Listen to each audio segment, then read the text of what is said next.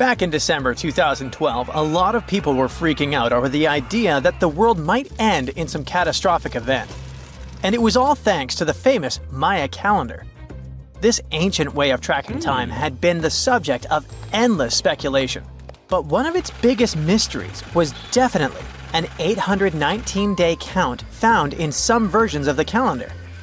No one could explain why it was there or how it worked, until recently, when a group of researchers from Cambridge might have finally cracked the code.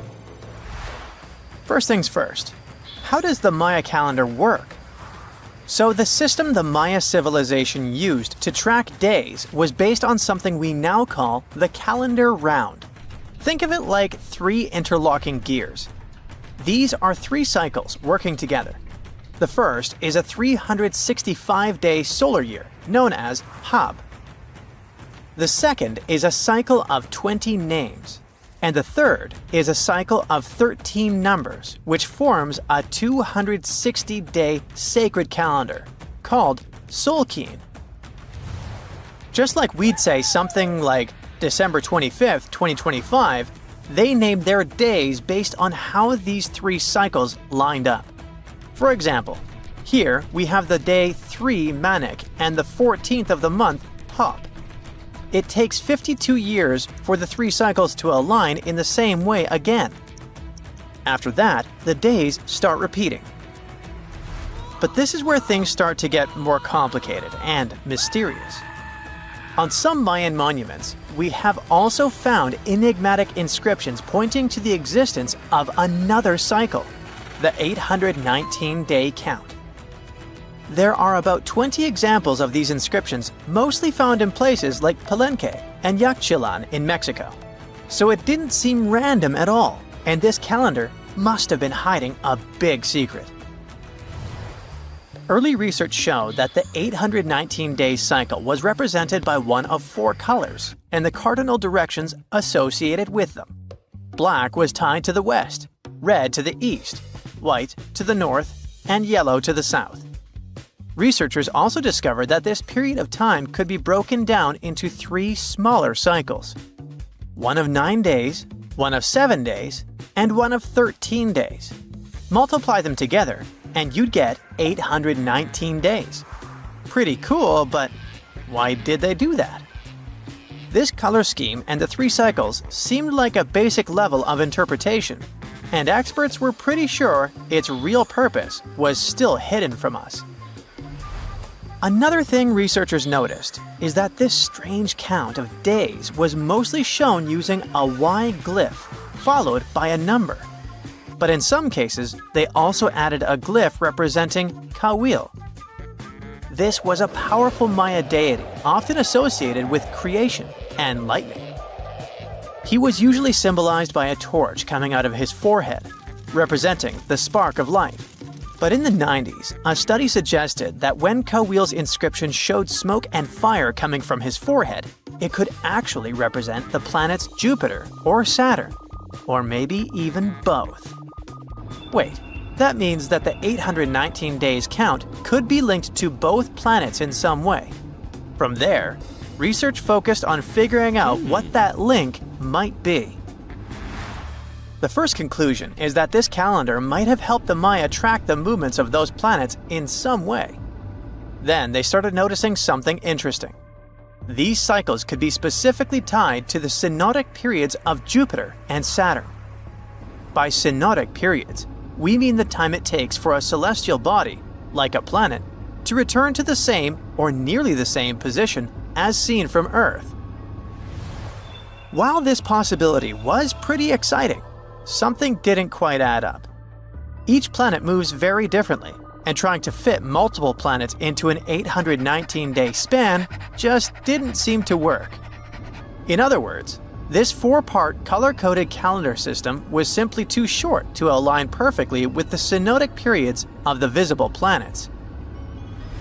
So it looks like we're back to square one. This mystery had people scratching their heads for ages, until 2023, when specialists realized they might have been looking at it all wrong. Researchers actually needed to shift their perspective Instead of seeing this system as 819 days, they needed to consider the number as representing timelines. And this period of time could be just a small part of a much, much bigger calendar. You see, as we said earlier, this cycle seemed to track the period when a planet became visible to people on Earth. To prove that these 819 cycles were timelines, not actual days, researchers needed a planet that could serve as a starting point to back up their theory. In this case, it was Mercury. And there's a pretty simple reason for that. Mercury's synodic period is 117 days, which fits perfectly into the calendar count. I mean, if you take 1819 and divide by 117, you get the number 7. So, Mercury is the only visible planet whose synodic cycle fits neatly into this period as whole numbers. Perfect. Now they had a solid starting point. From there, they needed to expand the calendar by increasing its length to 20 periods of 819 days. Suddenly, a pattern emerges. And just like that, all the synodic cycles of the planets fit perfectly into the system. For example, Saturn's synodic period from 378 days lines up perfectly after 6 819-day cycles. Venus aligns every 5 cycles. Jupiter every 19 cycles. And Mars, which takes the longest, needs 20 cycles. In other words, it takes about 45 years for Mars to align with the synodic periods of all visible planets. So, this is how researchers determined that the ancient civilization wasn't referring to days, but rather to timelines. The Maya astronomers came up with this count as part of a larger calendar system of 20 periods. But then a question comes up. Why was studying the synodic period so important to the Maya? Well, we don't have super specific answers about this mysterious calendar yet. But what we can say for sure is that the Maya truly believed in the powerful influence of the cosmos on daily life. So maybe they wanted to analyze how the movements of all the visible planets lined up with their other calendars. Of course, this system is just one part of the Maya's amazing and advanced understanding of astrology. And it wasn't just about using astrological cycles for planting and harvesting. They also had crazy specific knowledge, like how to predict solar eclipses. Archaeologists believe the Maya connection to the stars is reflected in the ruins of their world. Take the famous pyramid in the ancient city of Chichen Itza, located in Mexico's Yucatan Peninsula. If you look closely at the base of its staircase, you will see a snake's head carved in stone. But here's the coolest part. During the spring and fall equinoxes, when day and night are exactly the same length, the sun casts sharp, triangular shadows on the staircase. It creates the illusion of a snake slithering down the steps. Another example of how they use their knowledge of astronomy in their temples is in Tikal, Guatemala. Built around year 1 of the Common Era, this pyramid is considered one of the Maya's earliest astronomical complexes. And its alignment and orientation allowed them to track and calculate solstices and equinoxes with incredible precision. The Maya were skilled skywatchers. Just like we have modern-day high-tech observatories with round domes, they had something similar. Meet El Caracol. The name means snail in Spanish and refers to the spiral staircase inside the tower. Built around 906 Common Era, it was the perfect place to observe all the changes in the sky and track the movements of the sun, moon, planets, and stars. Unlike us today, with our telescopes, satellites, and advanced tools, the Maya relied entirely on naked eye observation, and that makes their achievements even more incredible. Darkness comes right at noon. What is it? The end of the world? Are you getting blind? Is some kind of giant asteroid moving toward Earth?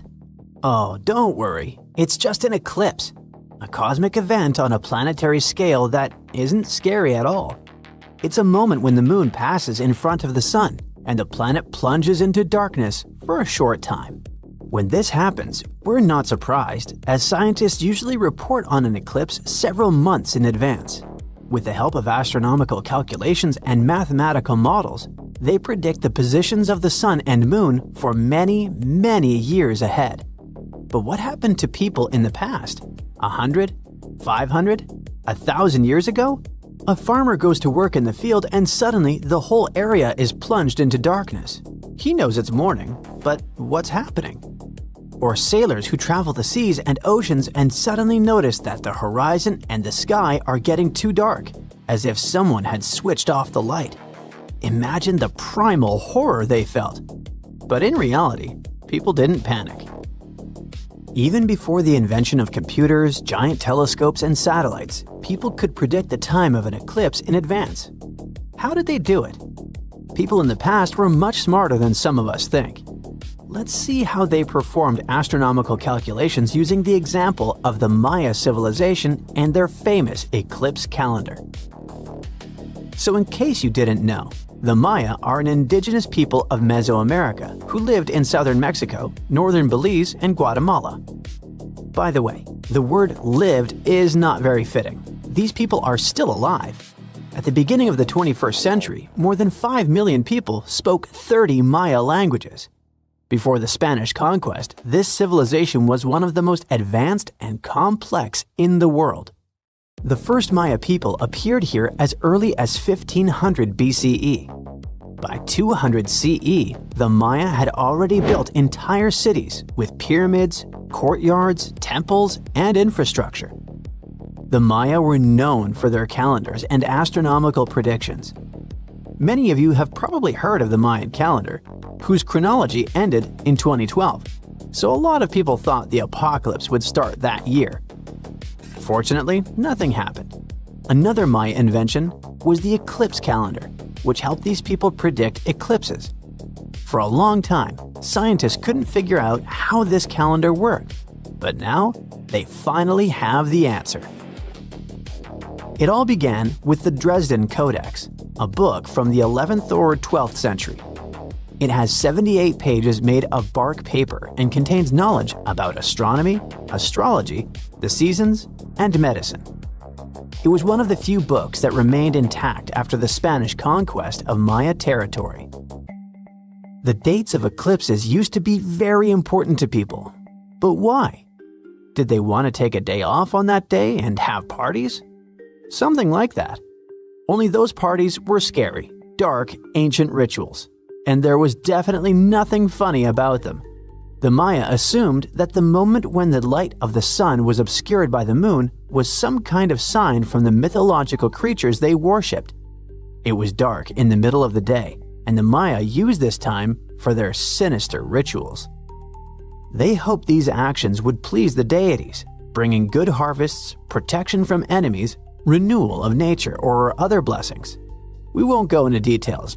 The only important thing is that the Maya wanted to know the dates of the eclipses to prepare for the rituals in advance. For this purpose, they created the eclipse calendar. One of the tables in the Dresden Codex shows 405 lunar months. One such month equals one full orbit of the moon around the Earth, which is about 29 days. The Maya priests used these calculations to predict eclipses for about 700 years ahead. With the help of this calendar, they knew the day of the eclipse. However, modern scientists could not understand how the Maya used this thing. But recently, they found the answer. So, the Maya observed the moon and the sun every day. By observing how the moon moves across the sky, they figured out that it takes about 29 days to pass from one new moon to the next. Then, the Maya noticed that sometimes the moon blocked the sun, and those eclipses didn't occur at random, but in certain cycles. They created a large calendar with numbered lunar months, 1 month, 2 months, 3 months, and so on up to 405 months. During some months, the moon completely blocked the sun, and during others, only partially. The Maya noted exactly which days these eclipses happened. They recorded the moon's position for 405 months. With these notes, they could predict where the moon would be for the next 405 months, and then the next, repeating for hundreds of years. In simple words, they started the calendar anew after passing this deadline. At least, that's what modern scientists thought, but it was a mistake. The moon doesn't orbit the Earth in exactly the same time every month. Some months it takes a little longer, some months a little shorter, just a few hours more or less than the last orbit. Of course, such changes in the schedule were insignificant, but there were many of them, and this made the calendar incorrect. Imagine that you're only a minute late for a meeting with your friends. It's okay, but if you've been running late for 3 months, then you've already got about a 90-minute delay. On the Mayan calendar, which showed 405 months, there were many more of those extra hours. If the Maya always used the last number from one table to start the next one, their eclipse predictions would slowly become wrong. The mistakes would grow bigger each time they reset the table. Instead, the Maya probably began a new table at the 358th month of the old one. In this case, their predictions for when the sun and moon line up would only be about 2 hours and 20 minutes too early, which is very accurate for that time. If we compare the ancient table with what we know today about eclipse cycles, we'll find that this method would let the Maya correctly predict every solar eclipse seen in their lands between 350 and 1150 CE. These small corrections kept the table working well for a very long time. Scientists are sure that with these updates, the table would stay accurate for centuries, with mistakes of less than 51 minutes over 134 years. This shows how advanced Maya math was. It also reveals how deeply the Maya connected their lives and beliefs to the movements of the sun, moon, and stars. We do a similar thing when we have a leap year. February usually has 28 days, but every 4 years it gets an extra day, making 29. Earth goes around the sun not in exactly 1 year, as we usually think, but in 1 year plus about 6 extra hours. Because these extra hours add up over time, after a few years they become a whole extra day. To keep our calendar correct, we add this extra day to the end of February. This day is called Leap Day. This leads to small time errors, so we consider them in a leap year. The Maya did about the same thing with the eclipse calendar. But how did they choose the reference points for their astronomical calculations? We don't know. They did it without computers, telescopes, or other modern technology. They were just very good at observing nature. By the way, a similar system of cycles made people believe that the end of the world would happen in 2012. The Maya created a calendar that began in 3144 BCE and ended on December 21, 2012. The Maya saw this as the date of ending the old cycle and starting a new one. But our modern culture has turned this point into the end of the world. In addition to calendars, the Maya built unique architectural structures. They invented one of the most advanced writing systems. They were also big fans of liquid chocolate. They grew cocoa trees, then plucked the beans, dried, ground, and mixed these crushed beans with water. They warmed it up and got a frothy and very bitter drink. To make it sweeter, they added honey to it, but they could also throw chili peppers and other spices in there. Maya did many interesting things, but this is a topic for another video. Once upon a time, I searched through the jungle, following a map poorly drawn on a piece of cloth. After days of walking, I reached an ancient Mayan temple. As soon as I stepped in, a strange noise echoed. I turned to leave, but suddenly the floor cracked beneath my feet. I fell into a 1600-year-old tomb. Finally, I got lucky. That day, I walked out with shiny jades, carved seashells, a creepy afterlife mask, and a curse that's been haunting me ever since. Well, okay, maybe it didn't happen exactly like that. Or maybe it didn't happen to me. Sadly, real-life archaeology is not like Indiana Jones movies. However, the findings can be as exciting and important. especially in Belize, where archaeologists just found the first identifiable ruler's tomb in the lost Mayan city of Caracol after 40 years of digging. A team of archaeologists finally unsealed a hidden chamber, buried deep beneath a structure they'd already studied.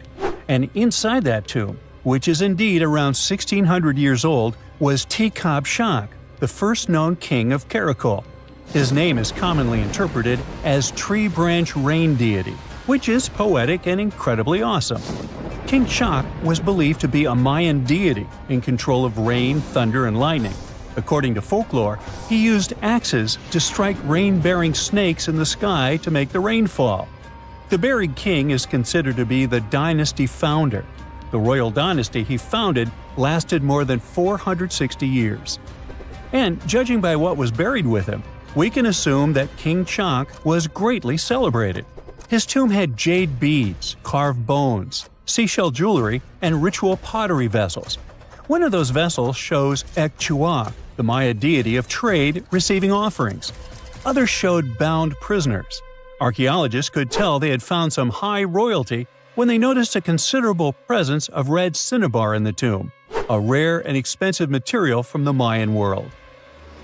Then there's a jade mosaic mask, pieced together like a puzzle to cover the king's face in brilliant green. Jade wasn't used just because it was shiny. It was sacred and symbolically associated with life and demise. Polished jade glistens like it's been dipped in water, cool at first, but quickly warming in your hand. To the ancient Maya, this lifelike quality made jade a living, breathing substance. And for this reason, it possessed high religious and spiritual importance. The Maya associated it with the breath of life, with royalty, and with eternity. Covering someone's face in jade showed just how high-ranking that person was. King Shak's mask has yet to be examined properly, but another famous mask of King Pakal was made of over 346 green jade stone fragments. That's a lot of painstaking work. But maybe the most symbolically fascinating thing about this king was that he was old. Not just lived a good life old, toothless old. To us, that means he didn't clean his teeth properly, because, no, you don't usually lose teeth just from getting old, as long as you maintain good oral hygiene and dental care. On the other hand, according to Maya legends, toothless elders were believed to have spiritual powers. Rulers and shamans mediated between realms, and aged or underworld deities were often shown as toothless in art. Now, speaking of realms, Mayan cosmology divided the universe into 3 layers. The upper world was where the deities lived. The middle world was where humans lived. It was carried on the back of a giant turtle or caiman, and surrounded by a primordial sea. Beneath it was the underworld, known as Xibalba, a dark and complex realm of spirits and ancestors. And certain people, especially rulers, shamans, and elders, were believed to move between these worlds. This king was a ruler, had a deity-like name, and was a toothless elder. Boy, his power level must have been off the charts. But that's not all. Here's the eerie part. The tomb was buried beneath another tomb, which was discovered all the way back in 1993. Archaeologists were investigating a different burial when they realized there was another chamber hidden beneath it, an interesting hiding place. Remarkably, it worked. For more than 1,600 years, no one found him. This makes Tikab Shak's tomb the first ever discovered at Caracol that can be definitely linked to a known ruler, thanks to hieroglyphs, burial context, and artifacts. Now, if you're not a geography or history buff, you've probably never heard of Caracol. Today, it's a remote ruin deep in the jungles of western Belize. But around 16 centuries ago, Caracol was one of the largest and most powerful cities in the entire Maya world. At its peak, it covered over 77 square miles, which, for reference, is larger than modern-day Belize City. Its population was around 100,000 people. That's more than most cities in Europe had at that time. And it wasn't just big, it was advanced. Caracol had pyramids, ball courts, palaces, reservoirs, and a very complex road system. Stuff like limestone superhighways stretching miles through the jungle. Past excavations also turned up arrowheads, drills, spindle whorls, figurines, and everyday tools. King Shak's tomb was one of the 3 major tombs found in the northeast Acropolis. That's near Kana, the central archaeological complex at Karakol, and one of the tallest human-made buildings in all of Belize, even today. It reaches an imposing 141 feet high and contains multiple levels of elite residences and temples. But even with that size, finding tombs isn't easy at all. Most have already been looted. We don't know what else can be hidden there, and in some places, it's too risky to dig up without causing damage. That's why it took researchers decades to finally find something untouched. However, they were able to report over 850 burials and 175 tombs at Karakol over their 4-decade-long project. One of the earliest tombs, dating to around 350 CE, was a cremation burial containing ritual artifacts such as obsidian blades, atlatl spear points, and ceramic styles associated with central Mexico. So, if you're an archaeologist, this city seems to be an old historical gold mine. And old historical gold mines often come with warnings. For one thing, it's "keep out, the ceiling might fall on you." Besides, even though scientists are excited about this discovery, if the king can really walk between realms, he's probably annoyed by all this. So what happens now that the king's eternal rest has been disturbed? Well, by opening and stepping into the tomb of Tekhab Shak, archaeologists basically stepped into a sealed sacred place. Maya tombs weren't just holes in the ground with a fancy coffin.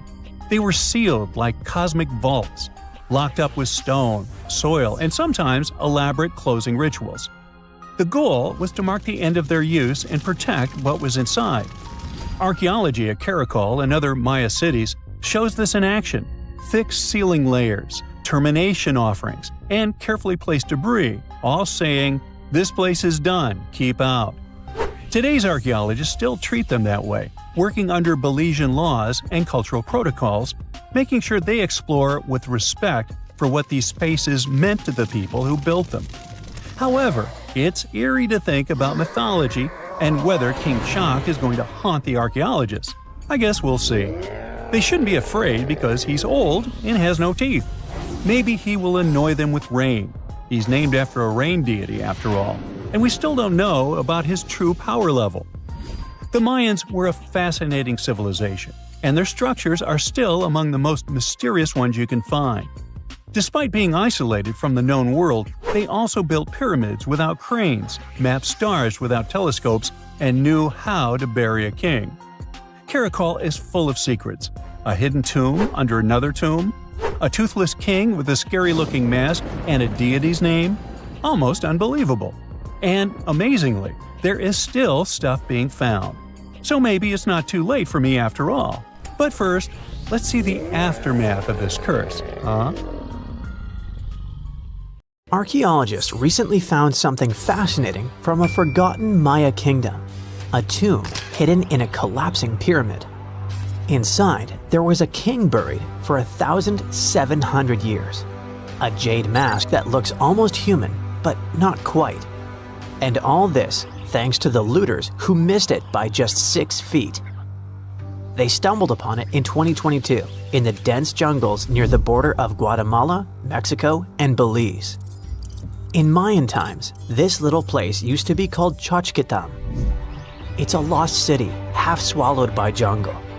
This place meant pretty much nothing compared to other big Mayan cities, like Tikal or Teotihuacan, or so we thought. The team found a tomb of a Mayan ruler. The artifacts, the names of kings, all this revealed that Xochitlam wasn't just some tiny village. It was a pretty important place for that culture. And what they found inside that tomb may rival the treasures of any Maya metropolis. The tomb's ceiling had collapsed long ago, but the offerings were still inside and remained intact even after centuries. They recovered over 16 spondylus shells. These things were used by the ancient elite for power and rituals. That meant that whoever the tomb was related to, it was someone wealthy, of high status, who got themselves a ceremonial burial. Archaeologists also found carved femur bones. They were etched with hieroglyphs and names. Maya literally wrote their history in human remains. researchers want to dive super deep and get a DNA analysis on the bones. Maybe that will help uncover familial ties, origins, or health problems these people might have faced. And most important of all, the mosaic jade mask. It was pieced together from luminous green tiles into an expression that feels almost human, almost alive. A lot of people were joking that it's just like Jim Carrey's mask in the famous movie. But it wasn't a magical artifact. That was the face of a forgotten Maya king, staring out at us after 1,700 years of silence. His name was etched into the femur bones, Itzam Kokaj Balam. Historians think this might be the ruler who reigned around 350 BCE. Unfortunately, this period is super underdocumented. We barely know anything about those times, but it looks like he was pretty important to the locals. One of the bones even showed a carved figure holding a deity's severed head. The deity's head looks exactly like the jade mask. Perhaps this was supposed to be the king himself, defeating some mythological villain. Other inscriptions mention the king's father and grandfather. That links Xochitlam to the mighty Maya capitals we mentioned, Tikal and Teotihuacan. Tikal was once the beating heart of the Maya world. It was a fascinating megapolis. A city rose from the Guatemalan lowlands with towering step pyramids that scraped the sky. That place was home to tens of thousands of people. It was also a hub of art, astronomy, and culture. The rulers were worshipped almost as living deities. Their deeds were carved into stelae that still stand amid the howler monkeys. Teotihuacan was located even further north. Now that was a mystery of another kind. It wasn't really Mayan, but rather Central Mexican. But still, that was a true metropolis, one of the largest cities in the world during its time. It was most famous for its Avenue of the Dead and colossal structures like the Pyramid of the Sun. It was a rich cultural center that had a worldwide influence. For centuries, both Tikal and Teotihuacan seemed to have completely different cultures. Tikal was a flourishing city-state where people loved reading, astronomy, and beautiful architecture. Teotihuacan was a titanic militaristic superpower. Two big centers of Mexico, separated by 600 miles of jungle and mountains. Compared to these imperial capitals, Xochitlam was a whisper. But it looked like this Itzam guy from the tomb wasn't just a ruler of a random village. He seemed to have political ties in ancient Mesoamerica. The craziest part is that we almost lost this piece of history, all because of the looters. At some point in the past, grave robbers had tunneled dangerously close. They stopped digging just 6.5 feet away from the tomb. That's just like in that meme with the diamonds. Sometimes you stop digging right before you hit it big. But in our case, thank heavens they didn't get there first. That's how close we came to losing a piece of history. In an almost poetic irony, it was the looters' tunnels themselves that led Estrada Belli's team to the site. Archaeologists have been looking around and using the so-called LiDAR technology. That's basically laser beams shot from high above, which help them map the spot. It's like taking X-rays of the jungle floor. And that's when they found the little signs of intrusion. They quickly realized that if someone was digging here, they were probably looking for something important.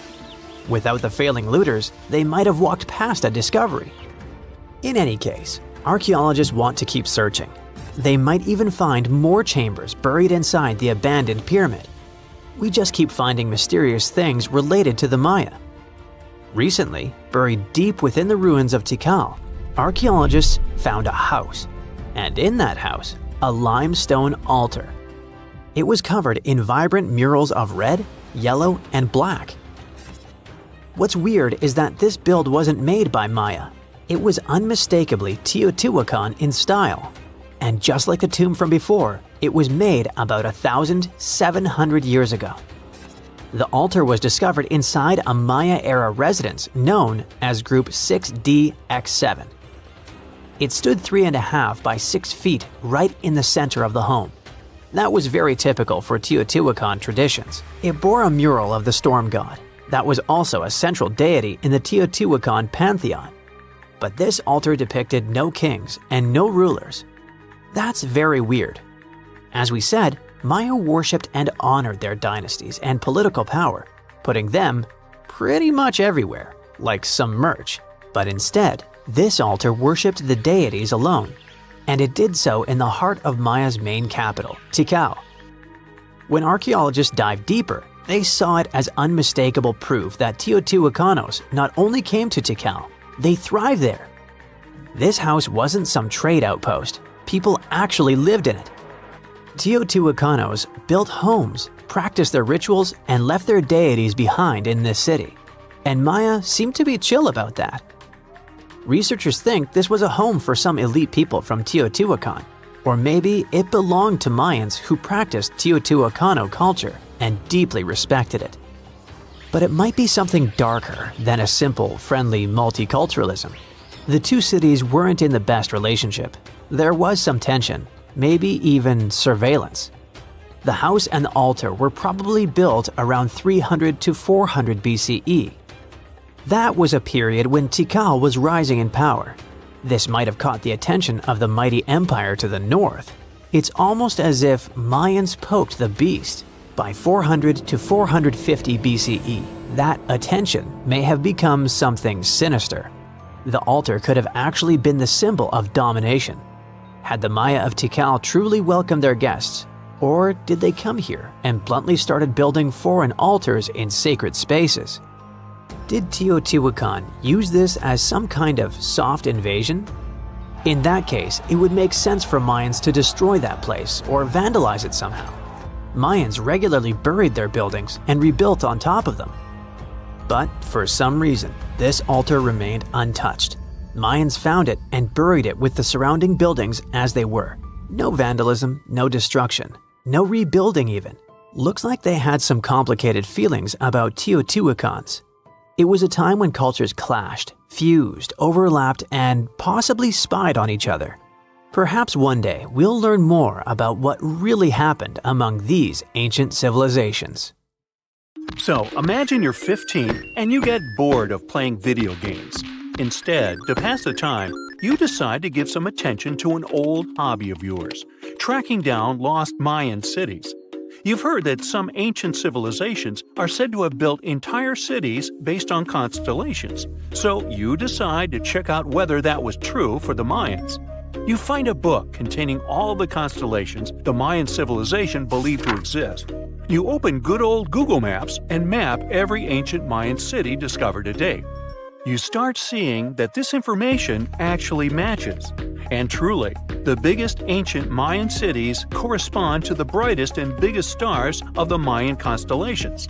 Okay, this is getting interesting. You manage to map out over 100 ancient cities when you suddenly notice something strange. There's an area in the Yucatan Peninsula in Mexico where archaeologists have unearthed 2 Mayan cities. But on the constellation map, there are 3 stars. Could this mean there is a long-lost city waiting to be discovered nearby? You might think this sounds too daydreaming, but the story is actually true. The previous account happened to a Canadian teenager named William Gaddery. The boy is known as a science genius and had even won an award for the constellation theory we presented just now. When he noticed that a 3rd city was missing from the 23rd constellation he was examining, he began to scour the internet for satellite pictures that could help him solve this mystery. He looked into images from NASA, JAXA, a Japan-based satellite company, and Google Earth. These images were still insufficient to answer his questions, so he reached out to a friend inside the Canadian Space Agency. His friend provided him with state-of-the-art satellite imagery that gave him the answer he was looking for. According to the images, there is a large square area right on the border of Mexico and Belize, which looks like the remains of a city. William took the images to a remote sensing expert known as Dr. Armand Larocque from the University of New Brunswick. They studied the images thoroughly and concluded that the area could be housing 30 buildings and even a large pyramid. The scientific and archaeological community went crazy with the 15-year-old's discovery. Could this really be true? Some background. Lost Mayan cities began to be unearthed in the mid-20th century. Since then, ruins from cities such as Tikal, Palenque, and Uxmal have been rediscovered. The Mayans were one of the biggest pre-Columbian civilizations living in the Americas. They began to settle in the area as early as 1500 BCE.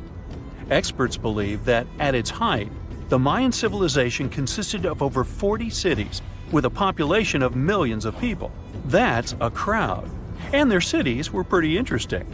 Their civilization spanned over Mexico's Yucatan Peninsula, Guatemala, and Belize. They survived mainly on agriculture, so they developed a complex irrigation system in most of their cities. They built a series of ceremonial buildings, pyramids, plazas, and even courts for ball games. The Mayans were keen pyramid builders, but they also developed an advanced astronomical system. With whatever ancient technology they had, they were able to predict the exact location of planets, such as Venus and Mars, and they were able to predict the exact dates of eclipses. That's why the methodology William used to discover this long-lost Mayan city was unusual, but not completely surreal. The Mayans were keen astronomers, so it wouldn't be too strange that they built their major architectural feats in relation to the sky, would it? And they wouldn't be the first ones to be doing so. There is a famous fringe of Egyptology dedicated to studying how the Giza pyramids were built in perfect alignment with the Orion constellation, meaning that each pyramid was purposely built to align with one of the major stars of Orion's belt. According to William, he first had the idea to look at the Mayan constellations because he couldn't understand why the Mayans built their cities where they built them.